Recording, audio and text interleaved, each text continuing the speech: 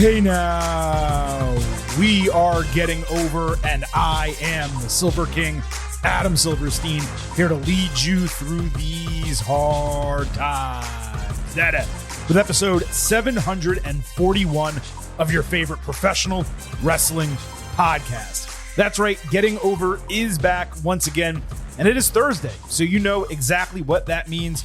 We are here to break down everything happening across NXT and AEW. But not only that, this week's edition of our Thursday show is serving both as an NXT Battleground Ultimate Preview and an AEW Double or Nothing Ultimate Preview. So 4 segments ahead on this edition of Getting Over. And off the top, allow me to remind you to subscribe to us on YouTube at Getting Overcast. You get full-length audio episodes. You get clips of our video interviews from the past and full-length video interviews from 2025 and beyond. Don't forget to follow us on social media at Getting Overcast on Twitter, at Getting Over on Blue Sky. You get episode drops, news, analysis, highlights, all of that good stuff. This weekend, you can also vote in pre- and post-show polls surrounding WWE Saturday Night's Main Event, AEW Double or Nothing, and NXT Battleground. Again, on Twitter, at Getting Overcast, on Blue Sky, at Getting Over.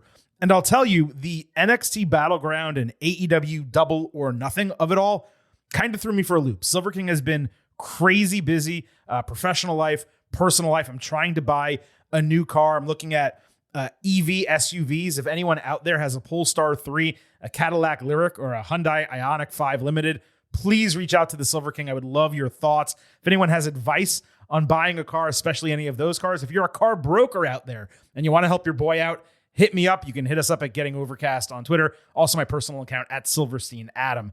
But seriously, it has been a crazy last couple of weeks to the point that when we taped Tuesday's show, I completely forgot that this was a 3-event weekend. So not only did we do your WWE Saturday Night's Main Event Ultimate Preview, which is in our Tuesday episode, you absolutely should listen to that. We're doing a double dose here. It also means not 1, not 2, 3 instant analysis podcasts headed your way this weekend. And because this is episode 741 of Getting Over, that means episode 750 has all of a sudden been fast-tracked. So plans have needed to be adjusted, and I'm doing the best I can to ensure that we deliver as promised for that episode.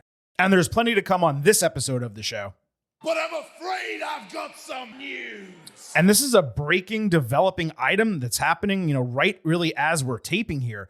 According to multiple folks in the New Orleans government, WWE has pulled WrestleMania 42 out of New Orleans in 2026.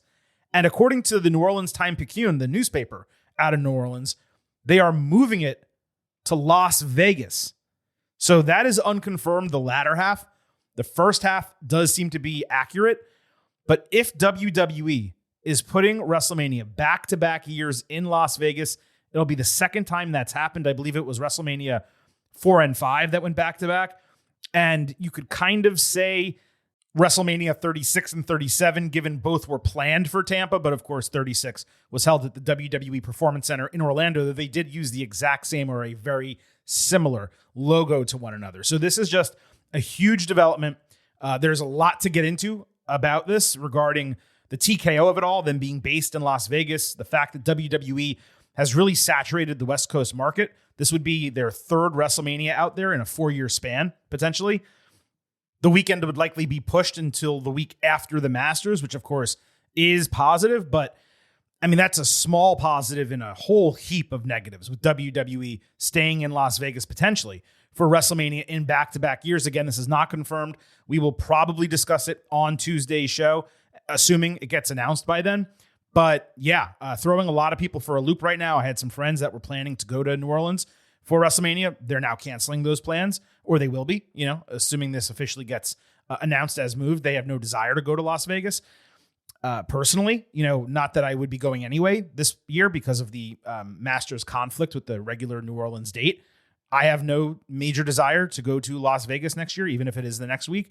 So, international travel becomes difficult. There's just a lot of layers and a lot of areas in which we can dig into this topic. I'm going to put a pin in it right now. We'll discuss further on Tuesday with Vintage Chris Vanini. But just wanted to let everyone know that this is something that developed right as we began taping the Getting Over Wrestling podcast. Now, there are still technically 4 segments left of this show. We're going to talk everything that happened on NXT not directly related to NXT Battleground. Then we'll do the same thing for AEW and AEW Double or Nothing. There are timestamps in the episode description.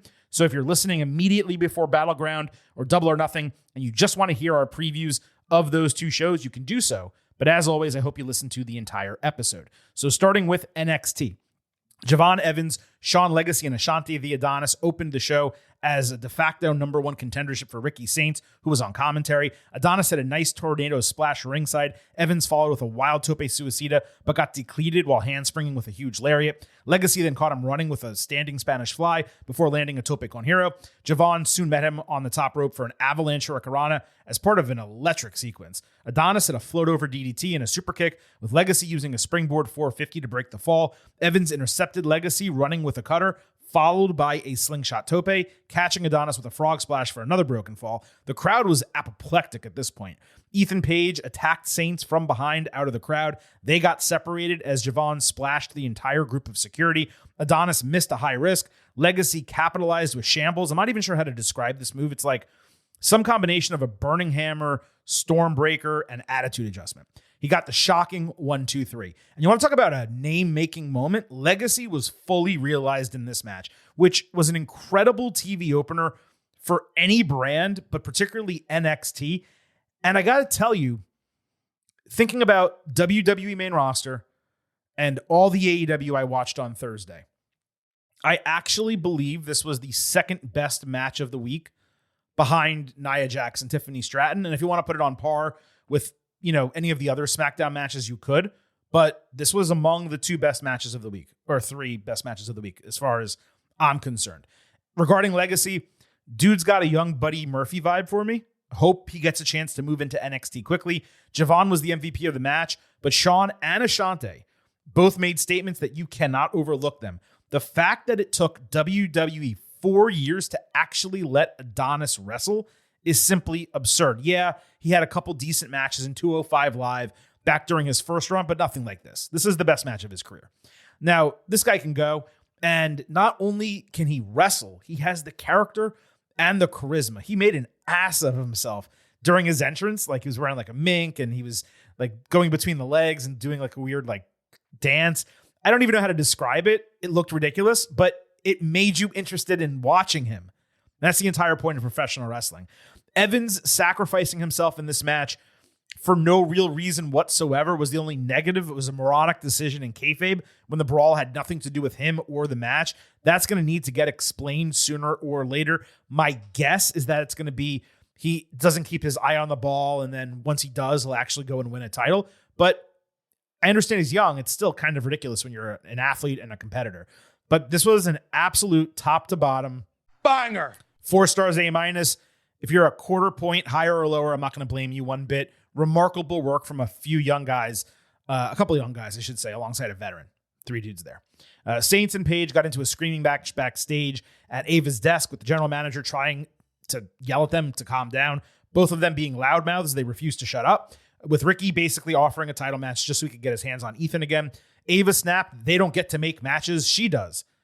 And then she made the exact same match that they suggested, despite the fact that Legacy had basically just won a number 1 contendership earlier. There's got to be a way for wrestling GMs, Ava in particular more than any of them, to not look this stupid. It happens every single time. Someone wants a match, she says no, it's her decision, not theirs, and then she gives them the match anyway. If you're going to put your foot down, you need to actually make a call they don't like or expect, such as saying, okay, you can have the match, but it's the last time you get to challenge for the title as long as he's champion. Or, yes, you can have a title match, but because both of you are annoying and you're yelling and you're not listening to me, this is going to be a street fight. Like, Ava's got to do something to show she has any level of authority, because right now she just exists as a rubber stamp. And that's simply not effective GM character work. That criticism aside, Saints and Page were awesome going at one another in the segment. If both of those guys can do anything, it is run their mouths. So the match is hype. The booking is right. They just got to get the finer details better. Thea Hale confronted a depressed Tatum Paxley backstage, angry about the eye gouge last week. Paxley said it's taken a toll on her emotionally, losing everyone close to her. Hale tried to empathize with her when Jada Parker just ran her down from behind, played with Tatum's emotions, and then called her stupid. This was the perfect juxtaposition with Kalani Jordan, who we're going to talk about later. The difference between being a heel and acting like a heel. Jada is a hater for real. I don't want Paxley and Hale stuck in a tag team together. There was no huge indication of that. Hopefully, this is just like a tangential relationship, friendship. Hopefully, Tatum is back in the ring next week and is actually getting pushed coming out of this. Fingers crossed. Lola Vice, who was way more tan than usual, told Fallon Henley and JC Jane that their inability to work together has been embarrassing, as has been the case in recent weeks. Henley and Jane argued with Fallon, this time winding up in a match with Lola. Vice had a real nice counter of an arm drag into an arm bar. She did her kicks and hip attack. Fallon came back with a springboard flip over neck breaker. Despite arguing all match, JC did try to help by distracting Lola. Instead, Vice ran Henley into Jane and caught her turning around with a spinning back fist for the win. The match was fine. Fallon did not get nearly enough offense here. Lola, she's a super unique performer, but I don't understand the fascination with her going over everyone. Please split these women, Fallon and JC, and call up Henley to the main roster in the draft. She's done with NXT. She's better than this never-ending storyline. Fatal Influence has never worked from the second it came together. What's her name? Jasmine Nix was still absent this week, so a couple weeks in a row. Again, it could be an injury, maybe nothing, but she wasn't there, and it's unexplained. They never should have been a team to start. I hope they figure out a way to make this work for all of them. Dark State got a promo vignette led by Saquon Sugars, who put over Dion Lennox for getting burned in the fire of NXT so that the rest of the guys didn't have to, basically going through the trials and tribulations so they know how to get around them. Lennox put over Cutler James, who spoke mostly monotone about Osiris Griffin. He in turn put over Sugars for being dangerous because he has nothing to lose. He promised no one was safe the next time they strike. This was the best presentation of the faction since they debuted. The idea of having each member put over another member, that just showed that they're truly a brotherhood that's not going to get shaken easily. That was really smart. But outside of ensuring they don't get dragged into the depths of NXT, they haven't exactly stated a goal. They attacked the champion multiple times. Nothing came of it. Then they interacted with D'Angelo family and won because Stacks turned.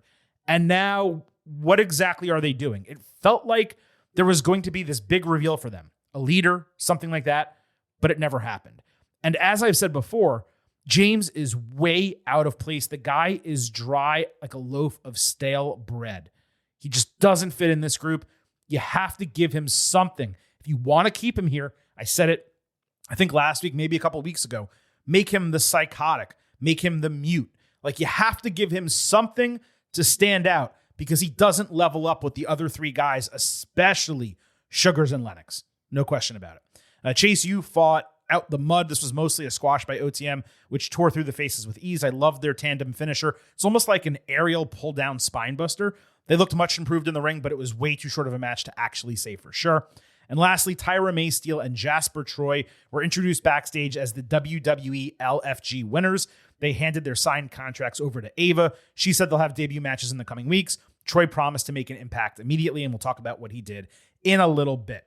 In terms of WWE LFG, I've yet to finish the show. I was praising A&E here for sending me all the episodes and allowing me the opportunity to watch.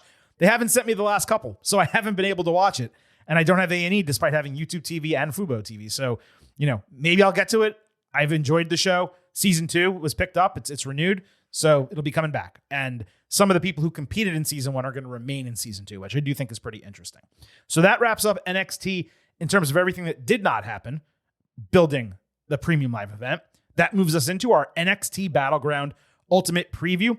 As of right now, I want to say it's a 6-match card, and we don't know definitively what the main event is going to be. And I say that because it could be one of 2 matches, and I'm going to be extremely curious to see which one is ultimately chosen. Let's start with the undercard. Josh Briggs and Hank and Tank against the Culling. We had Briggs against Spears on TV. Briggs cut a brief promo about missing Yoshiki Inamura, hoping to do him proud. He needs to get over dude at this point. It's been 2 weeks. Briggs dominated the majority of the match, utilizing his power, dropped Spears on the announce table. When Brooks Jensen distracted the referee, Izzy Dame booted Briggs in the face, allowing Spears to catch him in a small package for the win. The match was rolling along fine. The finish was weak as shit. I don't mind Izzy getting involved and factoring into the finish, but Spears at least should have picked him up and hit a C4 and gotten a definitive win. It was just meek as hell. The heels attacked after the bell, so Hank and Tank saved, which made this forthcoming match booking obvious, and of course it was announced shortly thereafter. Fact of the matter is this does not in any way, shape, or form belong on NXT Battleground.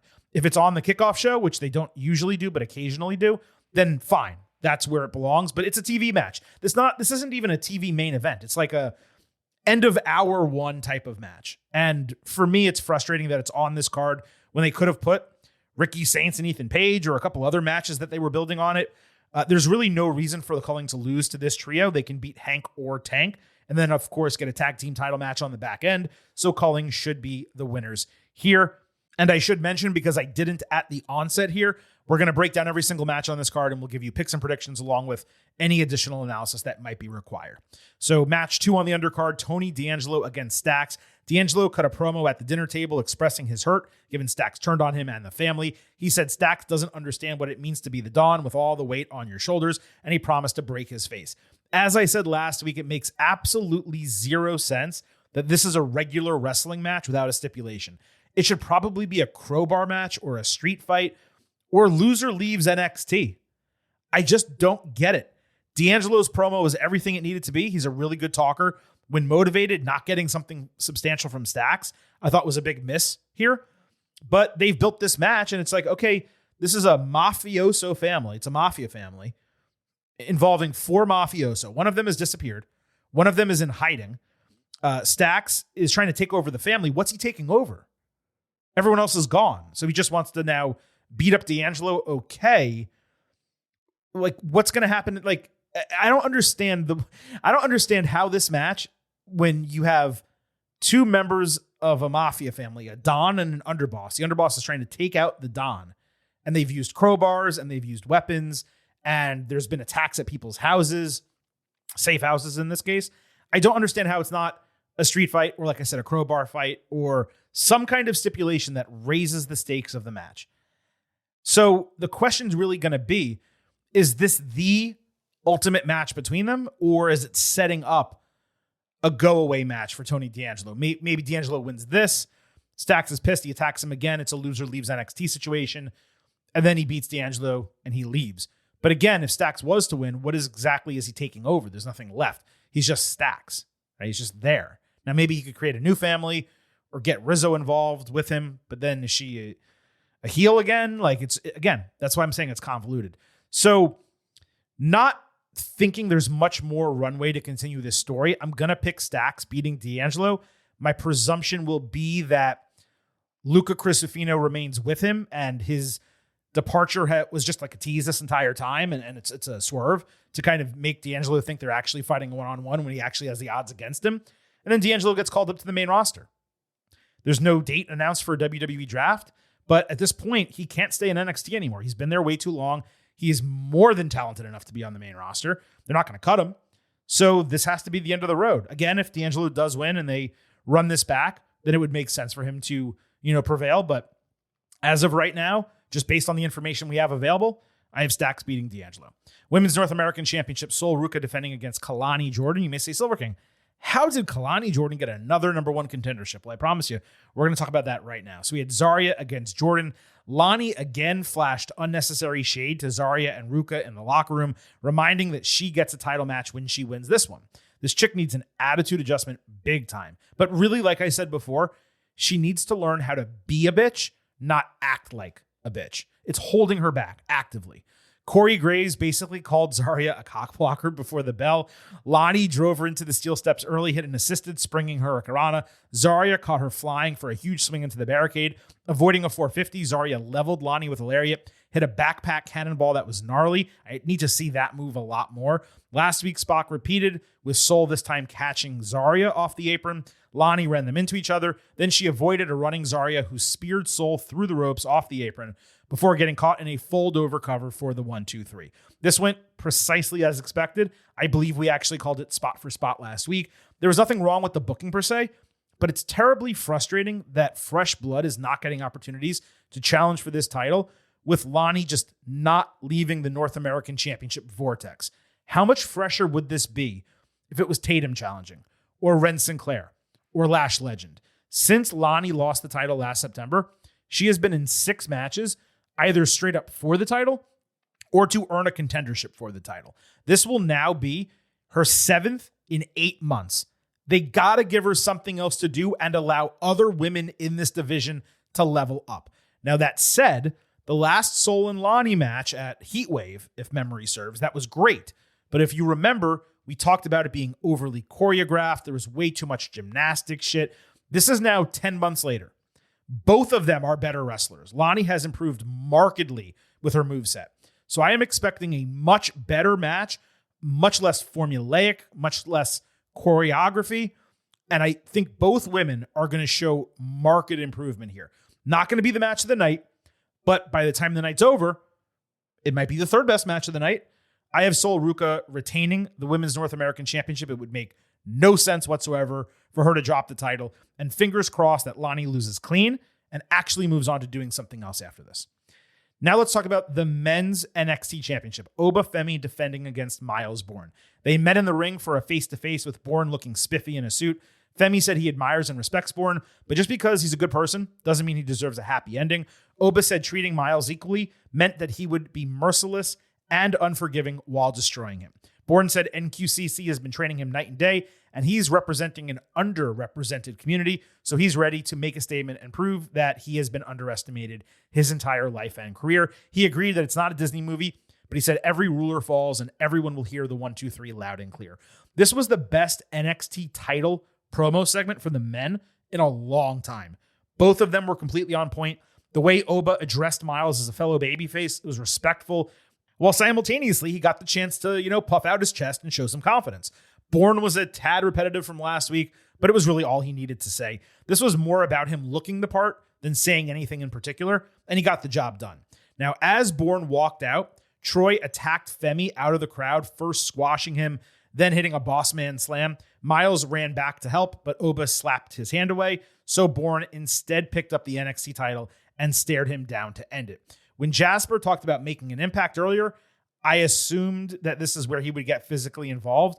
But with Dark State being absent the last few weeks, it came across kind of copy and paste the way they had taken out Femi previously. Now, maybe there's a through line and he's going to join them. Certainly possible, but he really should be standing on his own. So while I was into Dark State for a while, I'm starting to lose a little bit of faith because they just straight up feel directionless. And now you have Jasper Troy coming in and kind of doing what they were doing. So is he just going to fight Oba coming out of this match? It's tough to understand why they had him do this. But again, maybe we will learn that in the coming, weeks and months.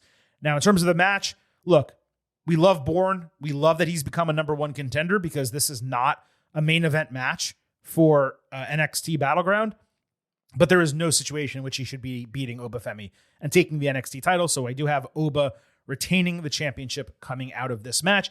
And I hope that Bourne is not just pushed right back down to the tag team division or something else, unless he's going to win the tag team championships. That would be a qualifier.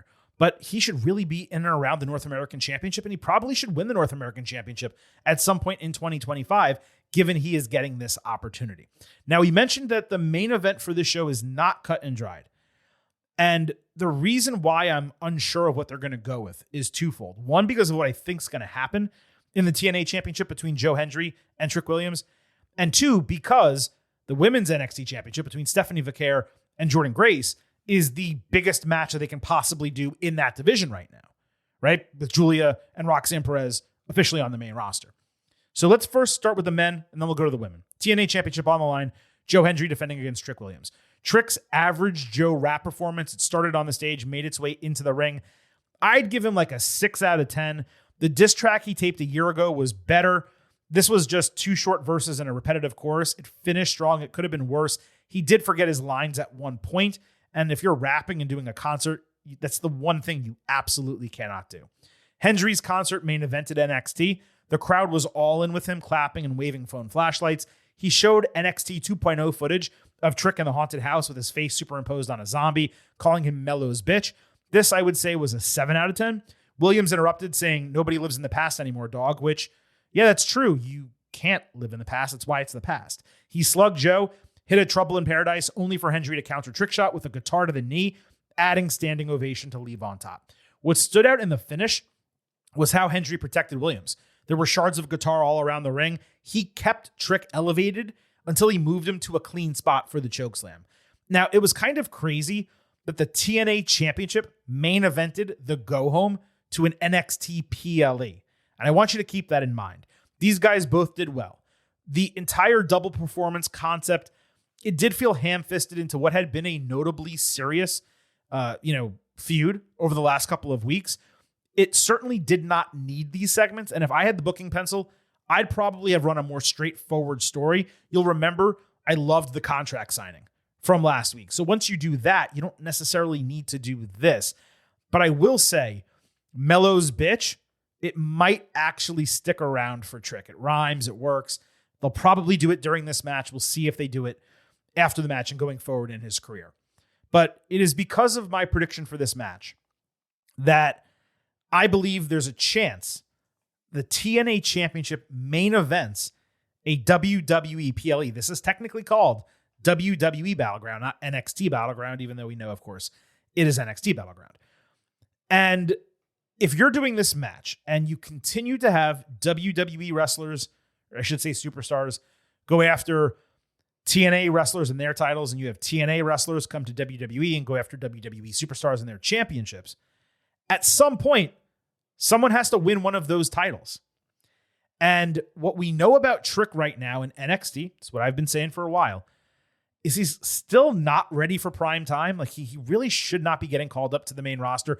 His character and his promo, all that's on point. His wrestling is just not there yet. You can't have him continue going with Obafemi for the NXT title over and over again. When that match does happen, it should be the ultimate write-off for Trick to the main roster. Their next time and last time they fight one-on-one. So what do you do with Trick between now and then? Well, he wanders around the card fighting this person and that person, a Javon Evans here and Ethan Page there. Or you send him over to TNA. You have him win the TNA Championship. You give that brand a boost.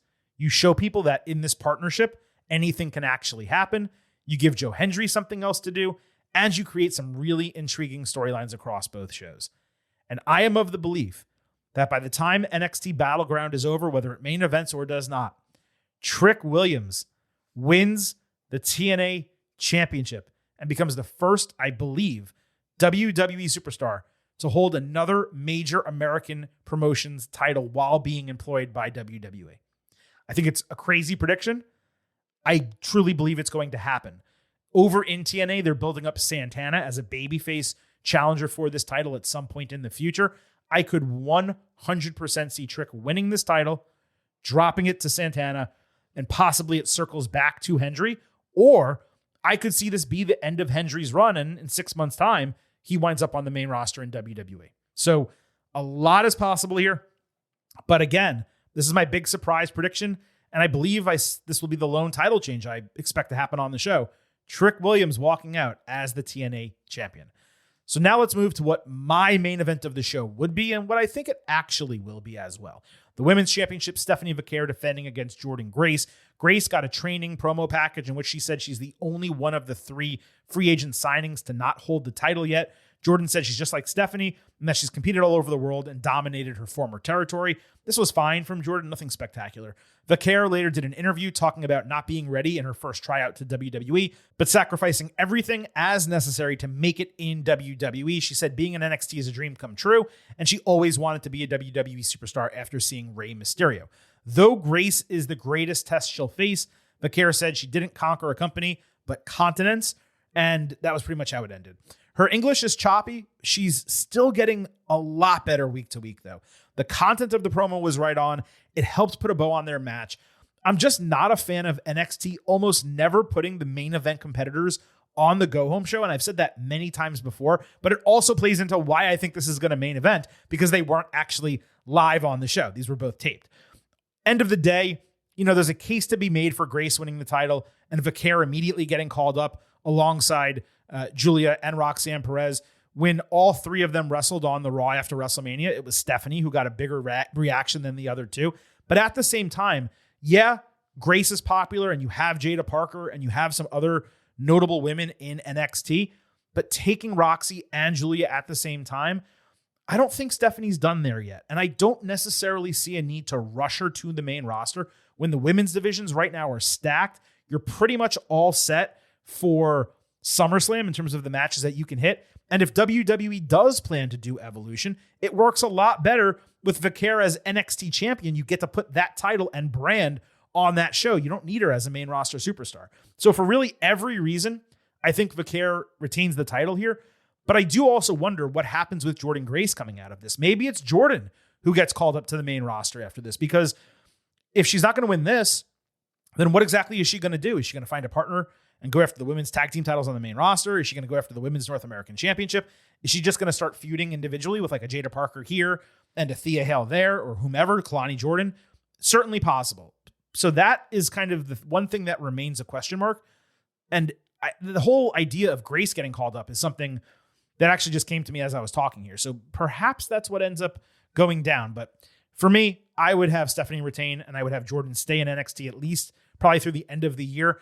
And I believe that ultimately is what's going to happen for NXT Battleground. So as we wrap up this ultimate preview for this show, it is time to give a pre-show expectation grade. A reminder, you will have the opportunity to vote and share your pre-show expectation grade on Twitter at GettingOvercast. And you'll also be able to vote for a post-show grade at the end of the program. We, of course, will provide the post-show grade on our NXT Battleground Instant Analysis podcast. And I'm of a mixed mind here because, look, the women's potential main event, the Hendry and Trick match, I am all the way into both of those. I think Sol and Kalani is going to be strong. Obafemi and Miles Bourne, it's not like the hottest match, but I love the fact that Bourne is a number one contender, and I think they have a chance to truly over-deliver and surprise some people. So those four matches are the big matches on the card. They're really, really strong. The two low-card matches, frankly, I just don't care about at all. And we have seen historically in NXT, when you have some of those low-card matches and you put them on a PLE, they over-deliver. I don't know that either of these is actually going to do that. So I'm going to be conservative with my expectation grade. I'm going to say an 89 out of 100, a B+. It won't take much to get to an A-, but it also won't take much to get down to a lower B+ or a B. But that is where I'm sitting going into NXT Battleground. At this point, allow the Silver King to remind you that here on Getting Over, It's all about Defy. So head over to Apple Podcasts and Spotify, leave a 5-star rating on Apple, take a little extra time, leave a 5-star written review. If you do, we will read it live right here on the show. And also don't forget, I happen to love the number 5. Hope you do as well, because for $5 a month or $50 for the entire year, you can become an official Getting Overhead. Just visit buymeacoffee.com/gettingover. Sign up. You'll get bonus audio, the fastest 5 minutes in professional wrestling, instant reactions to every major show, and exclusive news analysis every week.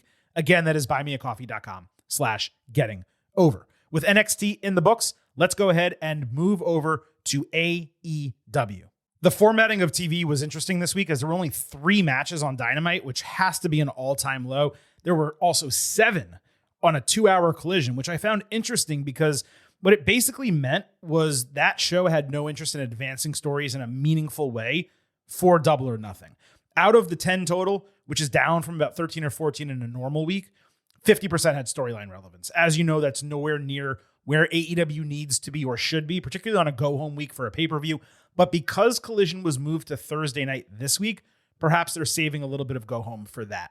Last week's Collision also got cut off 30 minutes early by TNT, which ironically aired Black Adam, seemingly due to a transmission problem. It was a taped show, so that's odd. At least they got a Max viewer for me out of it because I had to watch on Max. I'll just note, we're not going to really be discussing ratings on today's show, but Dynamite was significantly down week over week. The context being the Knicks game that I'm not going to talk about outside of that, 2 words right there. But it got the highest rating for an Eastern Conference Finals game on TNT, at least in 7 years. So it was understandable. But also last week didn't necessarily make this week a must-watch. We'll talk about everything that happened on AEW, not directly involving Double or Nothing. And then, of course, we will circle back to the AEW Double or Nothing Ultimate Preview. On Collision, Willow Nightingale backstage confronted and talked down to Chris Statlander for not believing her apology or anything that she says. Willow said she's too busy to deal with her and then grabbed the back of her hair for some reason. I like that they're telling this story after not doing it for an extended period when they should have capitalized on it, but it's been really awkward. On Collision, Adam Cole backstage said he was ready to take on any challengers for the TNT title. Cole has defended this title one time since winning it and hasn't had a single feud established for the strap in 2 months as champion. GIV also talked shit to Paragon, setting up a future match. I mean, this shit was happening in NXT years ago. Do we still need this? On Collision, Megan Bayne beat Anna Jay in 7 minutes. Penelope Ford pulled off the turnbuckle pad and fought with Harley Cameron. The match was going okay, but the finish was extremely clunky and odd. Anna probably should have practiced how to eat Fate's Descent. Kind of crazy that Bayne was like running roughshod through people, and now she's struggling to put someone away like Jay. On Collision, Learning Tree beat Gates of Agony in a Chicago street fight. Easily the match of the night, just purely from a chaos and entertainment standpoint. Toa Leona's body got tore up. The man took a beating. He was probably the MVP of the match. The big spot was Big Bill booting him off the apron through 2 tables. There was never really a crescendo or anything. The match just kind of happened, and then it ended. On Collision, Kyle Fletcher beat AR Fox. Someone needs to explain to me why Fox wears a bandana around his neck like he's a dog. Also on Collision, Bandito, Brody King, and Tomohiro Ishii beat the Don Callis family. I could not understand this match booking at all. Ishii loses constantly in AEW. The family just expanded. Why are you having them lose a random match against a random trio? Outrunners saved a post-match attack. I suppose setting up a match with Roppongi Vice. Who cares? AEW also did a tribute for Steve Mongo McMichael on Collision in Chicago. Ric Flair got to speak about his friend and how he fought ALS for 6 years. It was nicely done. It was frankly a little strange for me for all of this to happen to this degree, given he had absolutely nothing to do with AEW. So I just thought it was odd for them to do it on the show, but I guess they were trying to sell tickets based on this, which maybe is not, the best way to really think about that. AEW Double or Nothing Ultimate Preview, just like with NXT, we're going to break down every single match on the card, give you a prediction and whatever analysis we can before the show. Let's start with the low card. Nigel McGuinness and Daniel Garcia against FTR. There was technically a promo from Stokely Hathaway. Didn't really say anything. I don't care about this match at all. This is a TV match. It does not belong on Double or Nothing. It doesn't belong on any AEW pay-per-view, especially Double or Nothing. If you wanted to put this on, what do they call this one? The 0 hour. I forget which one's 0 hour. They have like 7 different names for their pre-shows. If you want to put this on the equivalent of 0 hour, then yeah, that would probably be fine. But on the main card, it does not belong there at all. I know FTR is a notable team. I know people like Nigel and Danny. It shouldn't be there. Something else that shouldn't happen is the babyface is winning. FTR needs to win this match. I presume they will. Mark Briscoe will fight Ricochet in a stretcher match. On Dynamite, Ricochet beat Anthony Bowens in 9 minutes. The match happened for no reason. Bowens hit mollywop with Ricochet rolling outside. Ricochet stabbed him with the scissors, no blood at all, and hit his spirit gun for the win. This being an excused loss for Bowens that made the result okay. Briscoe attacked with a stretcher. Ricochet ran away. This was a pay-per-view match that was built out of a feud involving Zach Gowen, stipulated as a stretcher match, really for no reason whatsoever. It's surely going to be great bell to bell, no question. But does this match even need to happen? Not really. I have Ricochet winning because why would you have Briscoe beat Ricochet? To what end?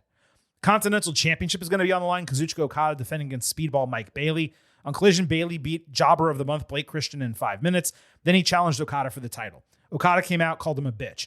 Before this, Bailey had only defeated Dralistico and the Beast Mortos across 3 months in AEW. I'm talking about one-on-one singles matches. Dralistico and Roosh laid him out in a blindside attack afterward. On Dynamite, Okada accepted the challenge by reversing the challenge. Look, Bailey is undeserving of a title match against a champion like Okada, and this beatdown was confusing as hell, given it was not followed up Wednesday night. Now, maybe it's going to be on the Go Home of Collision, and we'll discuss that Sunday during the instant analysis, if applicable. But talk about just throwing something together, especially when Okada should probably be in the Anarchy in the Arena match, Mike Bailey as well. It's just weird to do it this way. There's no situation in which Bailey wins the title here. Okada's going to win. He has the match with Kenny Omega set for Y'all In, and we presume it's going to be the titles getting merged together, the International and the Continental. Whether they call it Intercontinental or not will be extremely interesting, but it seems like that's coming, so there's no reason to believe whatsoever that Bailey would win the title here. Will the match be great? Maybe Okada does seem to have lost a step coming to the United States. He levels up his game, no question, when he fights the best of the best. Bailey, I know some people love him, but I've been real underwhelmed by him so far in AEW. I think he's put on, frankly, better matches in TNA than he's had so far in AEW. Not to say he can't have great matches. He was great in the Triple Threat. That was his best match by far. Maybe against Okada, he'll level up. Tag Team Championship will be on the line. The Hurt Syndicate defending against the Sons of Texas. On Collision, the Sons of Texas beat Crew in a non-title match to become number one contenders for the AEW tag team titles. And that was a non-title match because these guys are the ROH tag team champions. I'm not going to waste my breath or time on this episode going over why this was ridiculous because we talked about that last week. Sammy Guevara being stuck in this team and the AEW tag team titles still not having legitimate contenders throughout Hurt Syndicate's entire reign to this point. They're both flat out ridiculous from a creative standpoint. On Dynamite, MJF found Hurt Syndicate being interviewed. He showed off his new gold and black suit. MVP and Syndicate left him along with the two lawyers while they went to eat. Minutes later, MVP introduced MJF and even said his catchphrase. The whole process was MJF signing the contract first before Syndicate signed it one by one. Bobby Lashley got into it with the lawyer when it was his turn to sign at the end, but he ultimately relented and he signed. And I'm like, okay, is that it? So then MJF starts cutting a promo. And immediately cutting off MJF's promo was Sons of Texas. Dustin Rhodes forgot his line. He said he hates MJF's guts. Then he called the original Double or Nothing an unforgettable event you'll never forget. Yeah, that's the definition of unforgettable. Dustin then put himself and MVP on the same plane, I presume because they've both overcome obstacles. And he kept talking about he and Sammy Guevara being day one guys in AEW. I guess, yeah, compared to the other Syndicate members who are not. But dude, you were in WWE also, just like they were. This was easily Dustin's worst promo in AEW and possibly one of the worst of his entire career, at least that I can remember.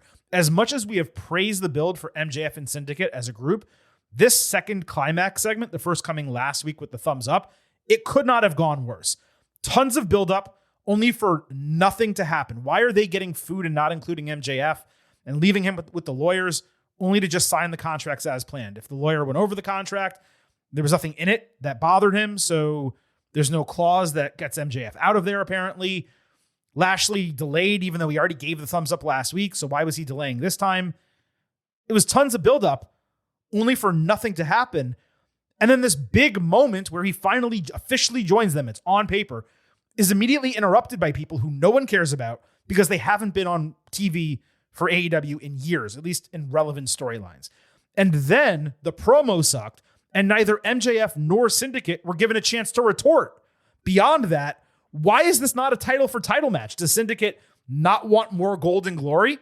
MJF is this guy who can get things done, right? In AEW, that's the whole reason they see value in adding him to their group. What's he going to help them get done? He didn't get them a title shot against the ROH tag team titles. And if MJF can get all this shit done, why do they need a lawyer?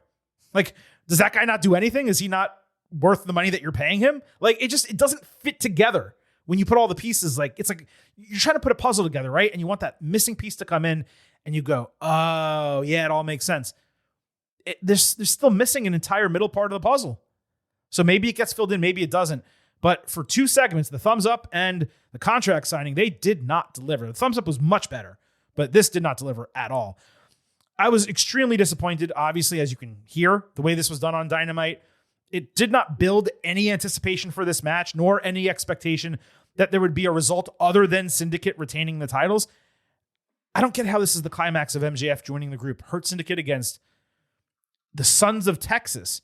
This is a TV title match. If anything, they shouldn't be getting a title shot at all. It definitely does not belong on Double or Nothing of all cards. So again, Syndicate retains the title because they haven't fought any legitimate challengers since becoming champions. Let's move to the rest of the card where we actually have 4 matches that matter and deserve to be on Double or Nothing. The first, the AEW Women's Championship, Toni Storm defending against Mina Shirakawa. On Dynamite, Shirakawa beat Julia Hart in 9 minutes. Typical AEW style of giving a title contender a win, A, after they already became a number one contender, and B, before they lose the title match. It came via surprise counter pinning combination. She couldn't even beat someone who regularly loses with a finisher. Like, what are we doing here? Julia attacked after the bell. Mina got up on her. So Sky Blue saved, and then Toni and Mina basically took them out in seconds. Like, what an unnecessary way to take out two other women on this division who should be getting built. You made them look like nothing comparatively. They were thwarted with the quickness, but at least this concluded with Mina and Toni actually fighting. Shirakawa put Storm in a figure 4 leg lock around the ring post, which looked great, by the way, as an ending to this segment. I'm looking forward to this match. I don't believe that Shirakawa is the strongest challenger for Storm. She just became quote-unquote all elite recently. And while we did see her involved with Toni and with Mariah May, if this was a situation where Mariah was going to return and like they were going to restart the feud, that would make sense. But I really don't need Mina getting a title shot when she doesn't actually deserve it. There's other women on this brand, even the way that AEW books women, that deserve a title shot more than her, but it's not as egregious as like Sons of Texas getting their title shot or Bailey getting a title shot when he's only beaten, Dralistico and the Beast Mortos, right? Right? That's what we're talking about here. And, I guess he has the additional win over Blake Christian as well now. Anyway, look, Storm's going to retain the title. She's the most popular woman in the entire company. Mina coming in and winning wouldn't make any sense. I don't think they're going to return Mariah May here because they ended the feud with Toni. So, like, you can't just bring her back immediately after you do the swan song, the Hollywood ending. That has to be it, right? You would think. So Toni walks out, still AEW Women's Champion. Let's move to the Women's Owen final, Mercedes Moné against Jamie Hayter. The go-home here was a sit-down promo segment in the ring. Hayter said it means more to her because if she loses, she's nothing. Mercedes called herself the Beyonce of women's wrestling, saying she's looking right through Jamie. Hayter retorted that Moné looked lighter given she dropped one of her titles, which set the champion off, led to a brawl. Jamie eventually won that with Haterade. This was a well-done segment. Jamie appropriately dominated it. She's the one who needs a lift more than anyone else in the entire division right now, and she got it coming out of this segment. In terms of her prediction, look, Moné probably should beat Hayter from the standpoint of what she's accomplished and the run that she's had in AEW to this point. But with Y'all In coming up, you cannot just have one major mega women's match where it's Toni Storm against Mercedes Moné. You have to get the TBS title on that card. And the only way to do that is to have either Moné drop the title after winning this match, which would not make a shred of sense, or you have Hayter win this match and Moné probably get into the match with Athena at Y'all In. Rematch that for the TBS title. That's ultimately what I believe will happen. Now, whether Moné gets a distracted loss, Hayter beats her clean, I'm not completely sure. I hope Mercedes puts her over clean because that's badly what Jamie needs to get reestablished. She's been like running through quicksand, just trying to become a real player again and have fans care about her the way they used to when she went down with injury. And I think this will go a real long way to making that happen. It's going to be better than Toni and Mina. I would guess this will be the third best match of the night. And I think these two are going to deliver one of the best women's matches of the year. Fingers crossed on that. Jamie Hayter walks out, winning the Owen. Let's move to Anarchy in the Arena. Kenny Omega, Swerve Strickland, Samoa Joe, Powerhouse Hobbs, Katsuyori Shibata, and Willow Nightingale against the Death Riders, and the Young Bucks, of course, included among that group is indeed Marina Shafir. And of course, missing in action here is Pac for the heels and Hook for the baby faces, both injured. On Collision, Hobbs beat Yuta in the main event. Unremarkable match, but the right winner. Hobbs sold a knee after the bell, which Shafir attacked. This is a 6'1", 270-pound guy. He needed Willow Nightingale to save him. Stat watched this happen from the shadows for some reason. On Dynamite, Swerve, Joe, and Hobbs beat Mox and the Young Bucks in a 21-minute opener. Hobbs hit a trio of spinebusters late. Swerve avoided EVB trigger with the Bucks banging knees, and then he rolled over Matt Jackson for the 1-2-3 as Joe put Nick in the coquina clutch. This was the match of the night. Again, there were only 3 matches on Dynamite, but it was a hell of an entertaining opener, 3.75 stars B+. Shibata came in without pomp after the bell to stave off an attack. Death Riders followed to extend the brawl. Shafir low blowed him, which led Willow out. Apparently, she was not paying attention until that moment. Could have been out there with the guys the entire time, Willow. Omega then cleared the ring with the faces, setting up a table ringside. Claudio Castagnoli saved Matt from taking a one-winged angel into it, so I'm sure we'll get that spot on Saturday. Joe screamed after the bell. They're coming after the heels before the night ends. I mean, what if they just got in a car and left? Didn't, like, Death Riders every single show, like when the baby faces were running after them a couple months ago, just jump in their car and speed off? Why would you not do that here if you know the baby faces want to fight you? My thought here was, this did well to establish the two teams for the big match. I was glad they didn't devolve into the hardcore stuff. I thought, better to save that for the match itself. And then, of course, the heels waited around for no reason whatsoever at the end of the show, and they didn't leave, so they all started brawling backstage when the faces found them. Shibata used a kendo stick on a trash can. Everyone went to the ring area where production music was played like they will for the match on Sunday, and everyone just kind of brawled. It was so unnatural, especially because as soon as Gabe Kidd came out of the crowd to use the briefcase on Joe, who was choking Mox, the music just stopped for no reason whatsoever. The Bucks ended the show with stereo high risks through Omega and Swerve into separate tables ringside. This did way, way too much as far as I was concerned. Obviously, they're going to do more spectacular and bloodthirsty spots on the show itself, but I cannot say that this did enough to sell anyone on the match if they weren't going to watch anyway. And given that was the case, it would have been better to not do it and not give away the feeling of the bout. I also don't understand why they had Gabe Kidd involved here, because I expect him to get involved in the Double or Nothing anarchy in the arena, even though he's not booked for the actual match itself. If you're going to have someone run in and save, okay, you already did that in the steel cage match, put a pause, and then have him do it, at the pay-per-view. Don't have him do it 3 weeks in a row, potentially. You're just giving it away. You understand what I'm saying? Anyway, when can we stop talking about Kenny Omega having diverticulitis? He's been back wrestling in crazy matches for months. Enough. The dude is recovered. They're not attacking the diverticulitis. It's not a thing that can actually happen. He's healed. It's fine now. Excalibur, you can stop talking about it. Now, in terms of the booking here, I'm extremely curious as to how this is going to go. As mentioned, Kidd is absolutely going to get involved in this match. There's no rules. So why would you have it be 6-on-6 when you can be a heel and get the numbers advantage, right? Now, if Kidd does get involved as expected, I would bet a ton of money that we see the return of Eddie Kingston to a massive pop in this match. It's possible they swerve us and they have like Jack Perry show up and then Hook shows up and then Kidd comes out and then we see Eddie Kingston. I could see something like that, but I would be floored if we leave this pay-per-view and Kidd shows up and Kingston does not. It's the match he got injured. It's the competitor he got injured against in that New Japan Strong match. It makes sense because he hates Mox. I mean, it just fits. He fits kind of in the Ops theme, with Hobbs and Joe and Hook and Shibata, so he could potentially even join them on his return. There's every reason in the world to expect Kingston coming back. That's where the problem gets created here, right?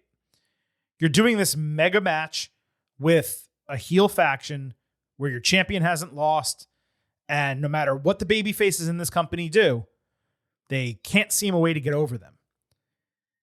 Do you have that group, that faction lose prior to the champion, Jon Moxley, the head of the faction, the head of the snake that you need to cut off, losing the title? And do you want the group that takes them out to involve Shibata, and Powerhouse Hobbs, who's been tangentially related to this? Or do you want it to involve Darby Allin and Hangman Page and Will Ospreay, potentially your big time baby faces in AEW? So the booking should be the Death Riders and Young Bucks winning and maintaining their heel stranglehold on the top of this division. But what I think is going to happen is, because the heels stood tall on the go home, and because we might get the return of Kingston here, you look at who can take the fall. The people who can take the fall are Shibata, the Young Bucks, and Yuta. And I think there's more people on the heel side that can take the loss and they can kind of get away from this than there is on the babyface side. I think one of the Jacksons ultimately takes the fall. The Death Riders come out of it saying, we knew we never should have teamed up with them. All you did was drag us down. You guys are worthless. They can maintain their heel dominance, and then necessitate that combination of Darby, Hangman, and potentially Ospreay to all come in and take them out. So I have the baby faces winning, but I just want to say, if Silver King had the pencil, I'd be booking the heels to come out of this. That would be the correct booking. I just don't think it's what they're actually going to do. And that takes us to the main event of AEW Double or Nothing. We'll get to that in a second. The men's Owen final Will Ospreay and Hangman Page. This opened Dynamite as an in-ring confrontation. Ospreay said he petitioned Tony Khan for this to be the main event of the show. He talked about all the reasons the match was so important, saying he wants to win the AEW title. That way he can wear it at Forbidden Door in London in front of his friends and his family. Hangman retorted that he knows Ospreay wants it bad as a professional accomplishment. Page needs it as a personal accomplishment because if he doesn't win, his family's going to think he's a loser. I'm paraphrasing, but that's basically what he said. Plus, that he needs to know there's a light at the end of this 2-year tunnel, that he's been through all this hell, and he has to make sure that through all the failures, he's able to come out on the other side clean. Then they started screaming about the Death Riders, with Ospreay saying Hangman knows how to beat them. He also said if Will can somehow beat Page, then he will know that he can take down the Death Riders himself, which was kind of convoluted. Ospreay, I'm not sure if he was trying to motivate or shit talk Page. He said everyone has lost respect for Hangman while he's beaten all of AEW's best, and he's, quote, the best in the fucking world, bruv. Then he told Hangman he would be his friend if he wins because it will take more than one person to beat the Death Riders, and he hopes the same goes back to him. Again, I know this is somewhat repetitive, but this is the way the promo went. He was disrespecting him a minute earlier, and now he wants to be friends with him no matter whether he wins or loses the match. Then he chugged the beer like Stone Cold Steve Austin. Literally, he poured the entire beer into his mouth and spit all of it out like a geyser. And then Hangman, the camera goes to him, and he actually chugs the beer, which I'm like, hell yeah, Hangman. Thank you for actually drinking a beer live on television. Lots to unpack here.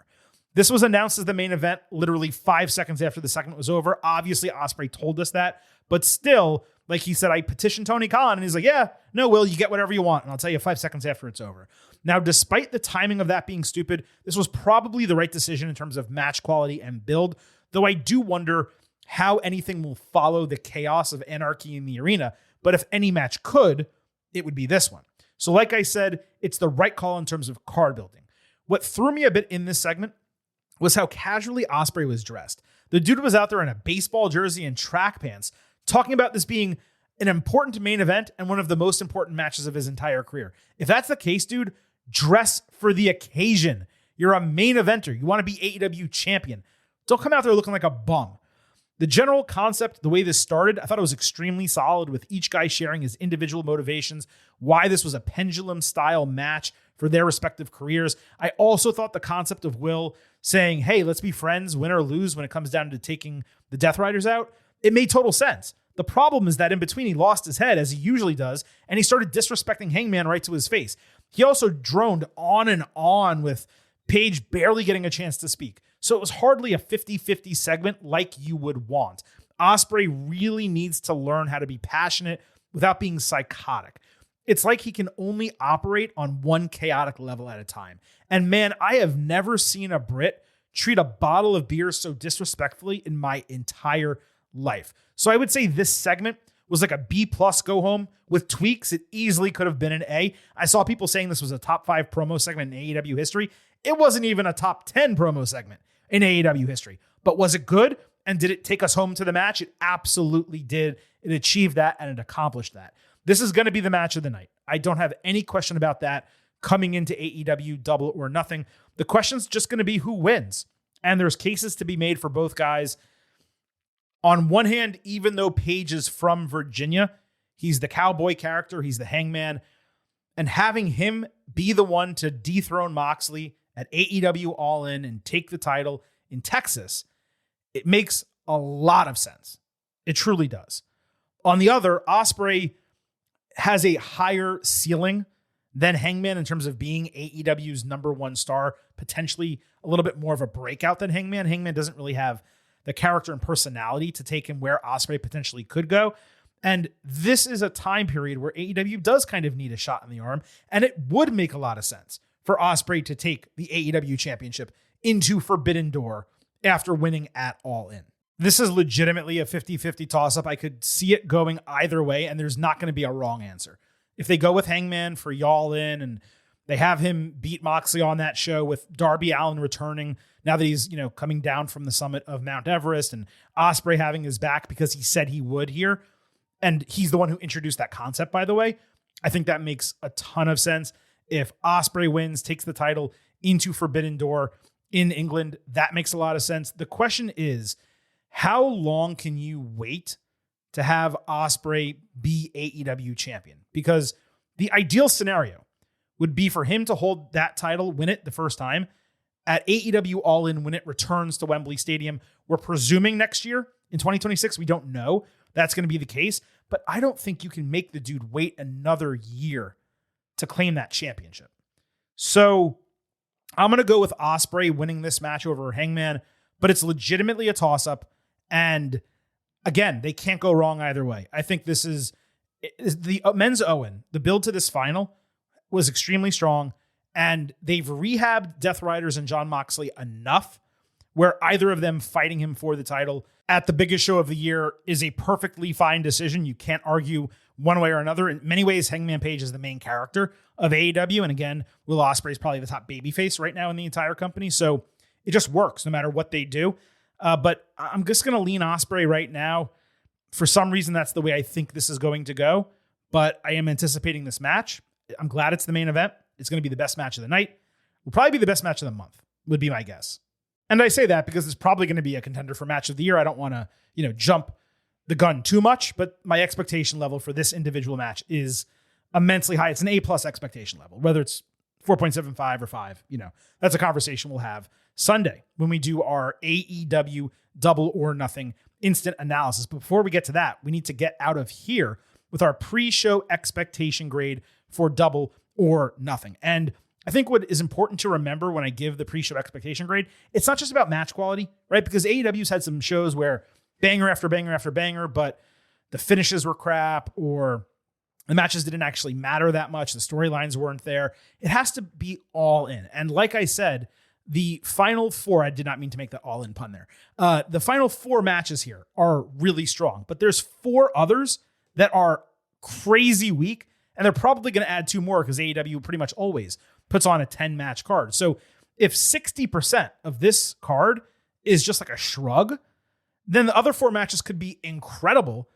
And I think this absolute ceiling for the show is an A. Like, you can't get to an A+ when the rest of the card is that weak. Coming into it, I think those 4 big matches are enough to put me in an A- expectation. I'll say a 90 out of 100, an A- there. But I don't necessarily know if at the end of the day, Sunday, I'm going to be higher than that grade when the show goes off the air. The 4 main matches would have to totally deliver, and the other ones would have to exceed expectations as well. So that wraps up this edition of the Getting Over Wrestling podcast. A reminder, we will have not 1, not 2, 3 instant analysis episodes this weekend for WWE Saturday night's main event, NXT Battleground, and AEW Double or Nothing, all of them in the podcast feed. We're going to publish one after another in order. Make sure you listen to all of them because we're going to come fast and furious right back at you on Tuesday with a WWE episode.